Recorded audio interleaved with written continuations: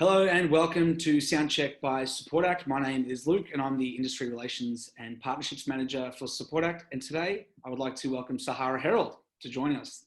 Hi, Sahara. Hey, Luke. Thanks for having me. No worries. Well, just for everyone who's tuning in, Sahara is the tour director of one of Australia's most well-known touring companies, Frontier Touring, if you didn't already know, and was National Event Coordinator for Big Day Out for an incredible 18 years. The Support Act, before we go any further, the Support Act Wellbeing Helpline is available for anyone who's doing it tough right now. It's a free confidential counselling service that's available to anyone working in the Australian music and now the broader arts sector. And you can call that number 24 hours a day, 7 days a week on 1-800-959-500. So, Sahara, I just listened to your keynote speech from last year's Big Sound, and I'd heard a lot about it, and I've got to say, it was an incredible listen, a really incredible listen. And, you know, as someone who's worked in drug and alcohol in the past, like very brave and so needed. Thanks, Luke. It was, you know what, it was ended up being probably a bit more raw and honest, etc., than I'd maybe fully intended. You know, if you have had a listen to it, but for those who haven't, I kind of got, you know, outed the morning of the speech in the Australian newspaper, I think on page 5. Very close to the front. Yes, you know, as being a recovered alcoholic. And while I have certainly within my inner circle and industry been quite open about my journey in sobriety and recovery, it's quite different to have that, you know, plastered in a national newspaper that, you know, my dad's next door neighbours read. So, you know, I had a bit of fear around doing that. You know, there was a moment where I actually considered pulling out entirely. But, you know, I stepped up to the plate and I thought, well, you know, I actually have an opportunity here to tell the truth and in all its kind of tarnished glory. And I had to kind of really revert back to why I chose to initially be, you know, public, although only in the industry. And that was, you know, twofold, mainly because, you know, my downfall had been quite public and, you know, everyone, you know, pretty much knew I had a problem by the end. But secondly, and probably most importantly, you know, when I was struggling, I didn't feel that there was anyone that I could talk to about what was going on for me. I felt incredibly isolated and I put on a brave face for a really long time. And, you know, I thought if I was honest about what happened to me, it may just open that little window for someone else to, you know, start a conversation with me. And that's certainly been the case. You know, someone else that may be struggling themselves or be concerned about, you know, a colleague, or, you know, I've had a lot of, over the years, artist managers, etc., you know, reach out to me, or people that, you know, may have a friend or a partner, etc. So I had to kind of revert back to that and go, you know what, that's why I was open about it to begin with, and that's not changed. So, and I thought, you know what, what's the worst thing that they can say? That I used to have a problem with alcohol? It's the truth. Mm. So, you know, and once I kind of accepted that, it just removed the fear and I stepped into it. I was still pretty nervous though, you know, to stand up in front of a, you know, a huge group of peers and be that raw and revealing. But, you know, it certainly started a lot of conversations and I felt so well held by the audience there that day. Yeah, it was actually a really beautiful experience. Well, it's a beautiful response at the end of your speech. You can hear that I've spoken to people subsequently who were in the room, and you can hear it in the recording, which I encourage people to go and have a listen to. I'll put it in the comments for people to go and tune in. I think it's really important that people in the music industry, whether you're an artist, a crew member, or, you know, a member of, you know, your music worker, go and have a listen to it. You know, you can feel that energy in the room. And I think these kind of pivotal times in industries, it sounds to me like it was a pivotal speech. And subsequently, you know, you've done the Big Day Out podcast, which was a Double J production, which was the first time that I was introduced to your story, and I found that podcast absolutely brilliant. But how do you feel the music industry has changed or needs to change to kind of rise to the challenges of mental illness and substance use and abuse within its ranks? Look, I think that, from when I first started having struggles, which was, probably 11 years ago, the conversation has certainly changed. That people, there's still a stigma attached to it, but I think there's also the acceptance that, a lot of people have these issues, and it doesn't devalue the work that they do or their integrity. And it's actually, it's a really brave thing to be able to, acknowledge that you're struggling, and also the hard thing is really to put up your hand and ask for help. So, what I've found really incredible is the number of people who don't necessarily have issues, but who are willing to support those that do, like to, facilitate, whether it's, through Support Act or within, companies, that, there's a lot more support there than certainly when I was, struggling. And I think too, like that, there was kind of that whole ethos about, sex, drugs and rock and roll, and, it's a myth, isn't it? It's, at the end of the day, this, whatever we do in the music industry, whether it's, in the live sector, the arts sector that I work in, or whether you're in, any of the support bodies, or, in a record company, publishing, whatever it might be, that we're all part of an industry that we all work really hard at, and it comes with its own, unique pressures and demands and rewards as well. And I think, there's actually the recognition now, maybe not so much from the federal government, that these are real jobs. It's not like people living out some kind of fantasy of, working in the music industry. These are dedicated professionals who are at the top of their game. And, a lot of incredibly creative people, and people that, bringing a lot of skill and experience to the table, but, maybe have a unique set of pressures that might be quite different to other industries. Yeah. In your particular story, you obviously had a lot of, you had a number of things that had happened in your own personal life outside of your work in the music industry that kind of contributed to your mental health and substance use issues.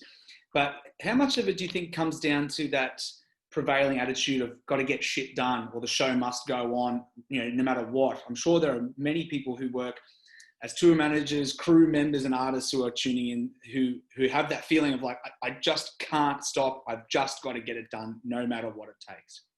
Yeah. It's been interesting looking at that at the moment, where, particularly where we've all had to pause because of the current situation. Yeah. The situation. But, certainly that's the side of the industry that particularly that live forum of, a big, huge touring festival, that you just kept going. You did whatever it took to make the show happen, no matter, you worked ridiculous hours,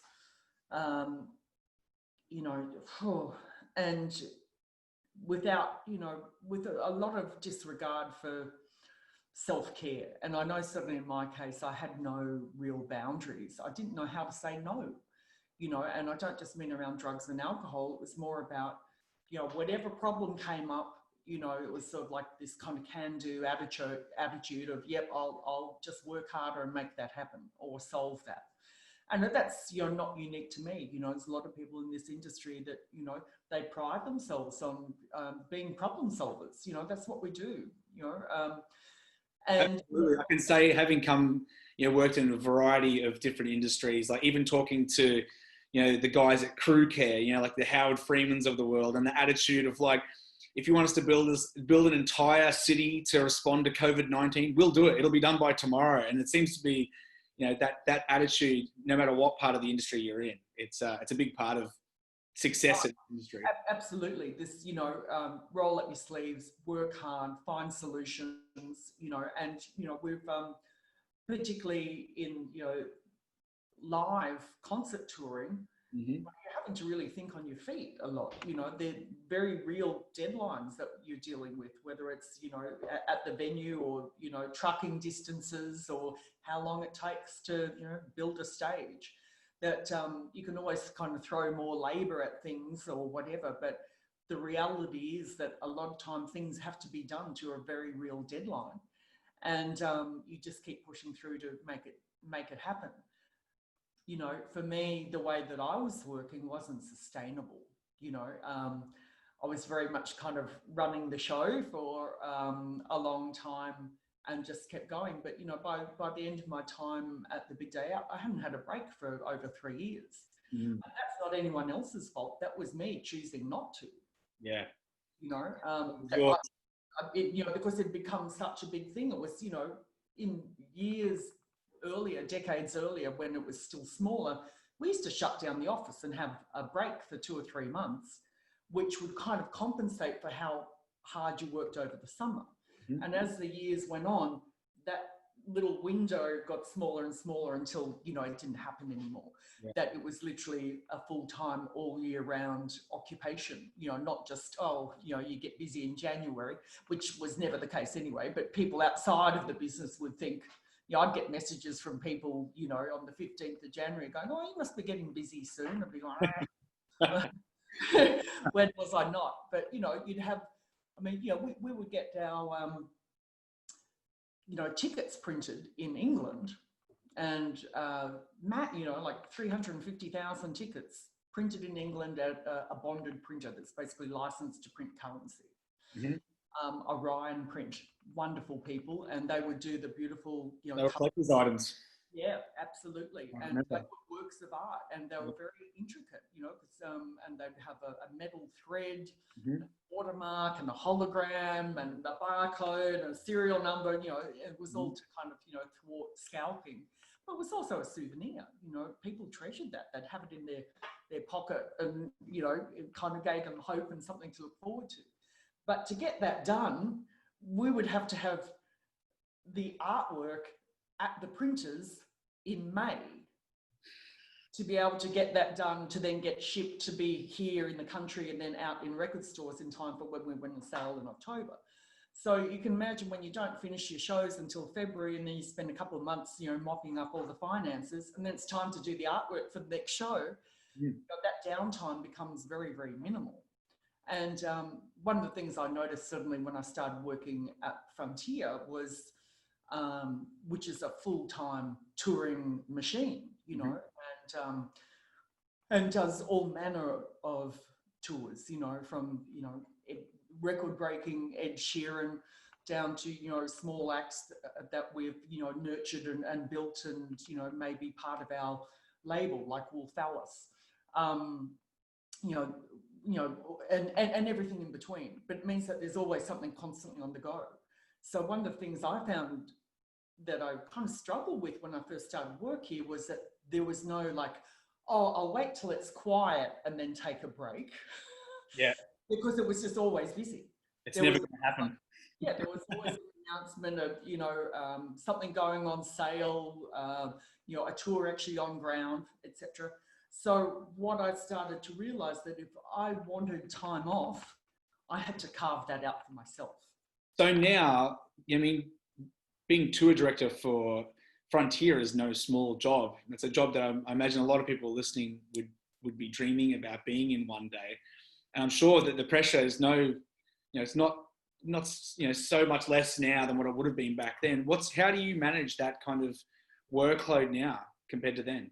Yeah, okay, it's a good question. And it's one of the things that is very tied into my recovery. In regard to, I work a very strong program in a 12-step fellowship, and, I prioritize that every day. So you know, no matter what we've got on, recovery comes first. And when I do that, it means I have the time to do everything else.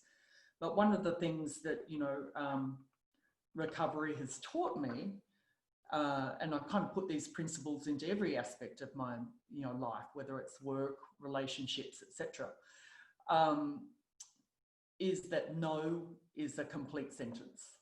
I don't need to explain or justify. And being able to say no, which is essentially having a boundary, is my most significant piece of self-care that I can activate. So, you know, that pressure that we all in the music industry in particular feel under, that we're always on, you know, that, you know, like, it's not like, oh, this is a straight 9 to 5 job and, you know, that no one rings me after 5 p.m. You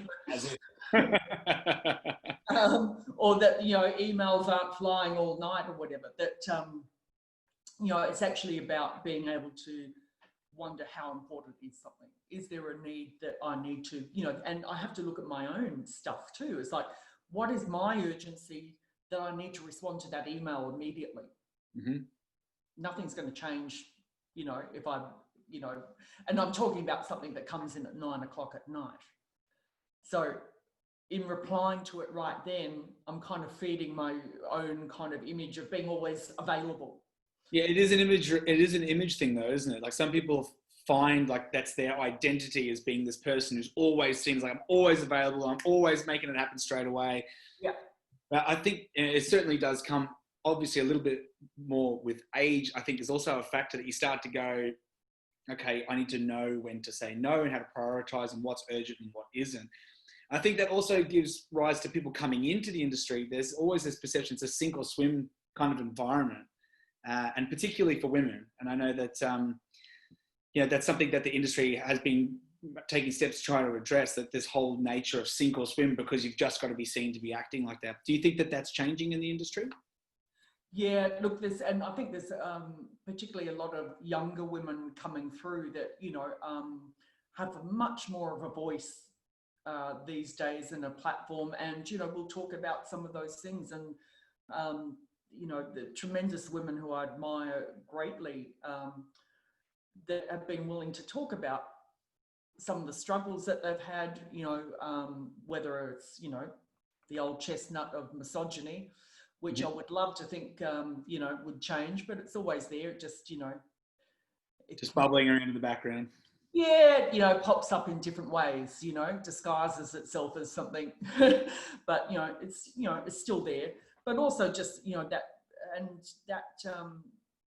kind of pressure to be seen that you can do it all, you know, and not, you know, to the detriment of having any, you know, personal life or accountability in the rest of your life, you know, and that goes for men or women that, you know, we all have families, whether it's, you know, children or elderly parents or, you know, partners and, you know, other responsibilities. And not just responsibilities, other joys, you know, because it's not just being about, you know, oh, I've got other things that I need to attend to in my life. It's about having time out from being on.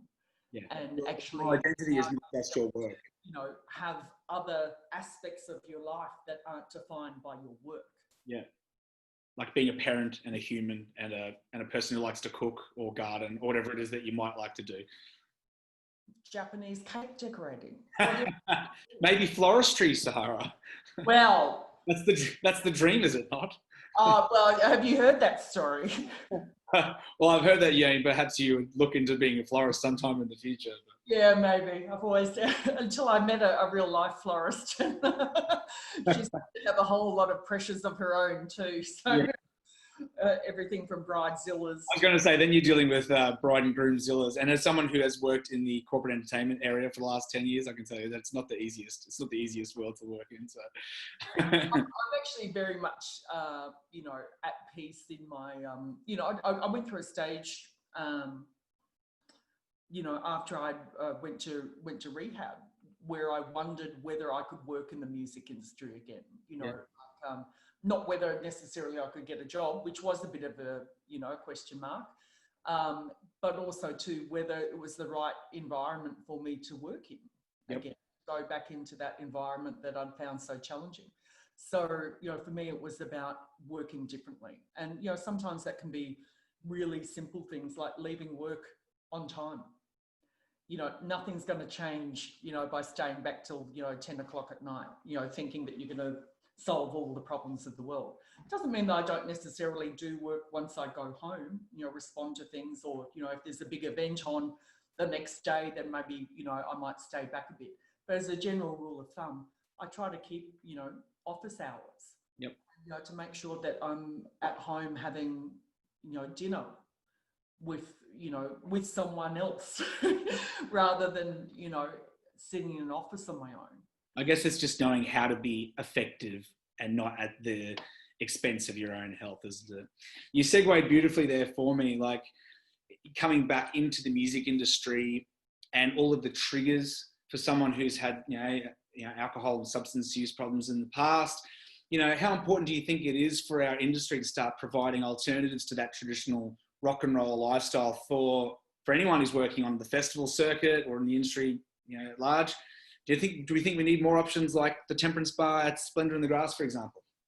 Yeah, definitely. And look, there's been a real, change, not just in the conversation within the industry, but just in general within society, that, people are looking at the healthier options, whether that's a health and lifestyle kind of option.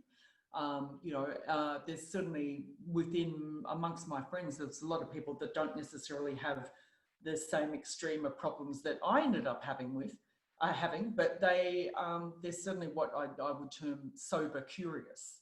They want options, they want to live a life in which they're present and accountable, and it's certainly what I'm seeing is, it's not just about what happens backstage, it's about, in the audience as well.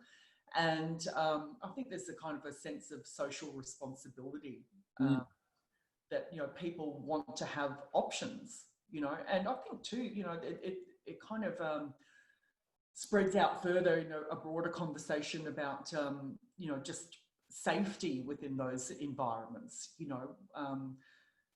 whether that's for women or men, that certainly I've been in situations where there's a room full, a venue full of very drunk people that maybe haven't been drinking that responsibly, and the mood changes. Like there's an undercurrent that is actually, darkness has crept into the room. Yeah, and it's like, it's got this kind of unpredictability, which is actually, to me, has no attraction anymore. It's a bit dangerous. It's like, like at any moment that guy could, harass that woman or break into a fight over there, or, whatever it might be. But, certainly for me, what I have noticed is that, and I'm incredibly grateful. I've got not just friends, but incredible colleagues within the Mushroom Group that have been fully supportive of my sobriety, not just supportive, incredibly respectful. And even though, I talk about it openly and I probably bang on about it too much and they get bloody well bored, but they're very tolerant in that way. But they also, I had to make hard choices, particularly in the first couple of years that I was sober. There were things that I chose not to go to. There was a certain English artist whose tour I'd been working on who was having a boat cruise on Sydney Harbour as a kind of end of tour celebration, which of course I was invited to, and I was probably not even a year sober at that point. And I had to make a hard decision of like, okay, what do I need to put, what's the most important thing here? It's for me staying sober. And I know that, being stuck on a boat with a bunch of blokes who are all, partaking in whatever they're partaking with no exit strategy. Surrounded by water. It was probably not a sensible thing to do. So, I had to choose not to do that. And also, whatever my fear was about not being there, like that, like, what am I afraid of? What do I think is going to happen if I'm not there? Yeah. Nothing productive was going to come out of that party anyway, I would say, other than a good time. Yeah. You know, it's like, and that was, you know, I think even whether it's around that parting or whatever, but even just on the work sense, that thing of like going home on time, thinking that you're somehow, you know, not partaking in, you know, because if other people are staying, that you're missing out, or not, you know, seeing to be, you know, that you're not a team player or whatever it might be. And that's all in my head. You know, that's a conversation of my own creation, you know, and it's certainly in my experience. I mean, Gadinsky and I have very much have a pact, bless him, that, you know, I do the early shift and then we take him, he does the late shift. And, you know, and that works beautifully for us. You know, he knows that, you know, I don't take the band out partying. I don't take His late shift is even getting earlier and earlier than it used to be. Sorry? I imagine his late shift is even getting earlier and earlier than it used to be. But he's just, you know, he's a formidable force. And, and on that, like Support Act has a number of new kind of preventative programs that we're hoping to roll out for the music industry in the very near future. And it's fantastic to be able to work alongside Mushroom Group and yourself and Michael. We really appreciate the support of Mushroom. And what's that? Yeah, a bit of product placement there. It's an absolute pleasure to work with you guys. And it's been an absolute pleasure having you as a guest today, Sahara. Thank you so much for sharing your time.